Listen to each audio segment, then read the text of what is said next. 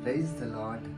దేవుని పరిశుద్ధ నామానికి మహిమ కలుగును గాక. ఈరోజు దేవుని వాగ్దానము యెషయా గ్రంథము 60వ అధ్యాయము 15వ వచనం. నిన్ను శాశ్వత శోభాతిశయముగాను బహుతరములకు సంతోష కారణముగాను చేసేదను. ఆమేన్, హల్లెలూయా. మన జీవితాల్లో దేవుడిచ్చే వాగ్దానం ఈ ఉదయకాల సమయంలో మనల్ని శాశ్వత, చూడండి, చాలా సందర్భాల్లో మనం ఎక్కువ శాతం ఎక్కువ రోజులు ఉండేవి కొనుక్కుంటూ ఉంటాం. మన జీవితాల్లో ఫ్రిడ్జ్ కానీ ఒక టీవీ కానీ ఏదైతే శాశ్వతంగా ఉంటుందో, అయితే దేవుని యొక్క వాక్యం చెప్తుంది శాశ్వత శోభాతిశయముగా మనల్ని మారుస్తాడంట. బహుతరములకు సంతోష కారణముగా దేవుడు మనల్ని మారుస్తాడంట.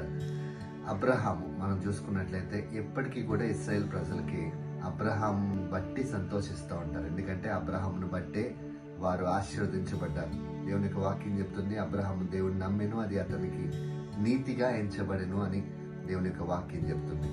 మనము కూడా దేవుణ్ణి ఈ తరంలో మనం నమ్ముకుంటే మన తర్వాత ఎన్ని తరాలు మారినా కూడా పలానా మా తాతయ్య గారిని బట్టి మేము ఈరోజు ఇంత ఆశీర్వదించబడ్డాం అని చెప్పుకునే రీతిగా దేవుడు మనల్ని ఆశీర్వదిస్తాడండి. అయితే మనం దేవునిపై నమ్మిక మనం ఉంచినప్పుడు మన జీవితాల్లో గొప్ప కార్యాలు మనం చూస్తాం.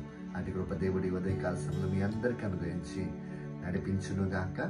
ఆమేన్. ప్రార్థన చేసుకుందాం. మహాపరిశుద్ధుడైన తండ్రి, ఈ ఘనమైన నామమునికి లెక్కించలేని స్తోత్రాలు. ఇదిగో తండ్రి, నీవు శాశ్వత శోభాతిశయముగా బహుతరములకు సంతోషకారణంగా చేస్తానన్నావు.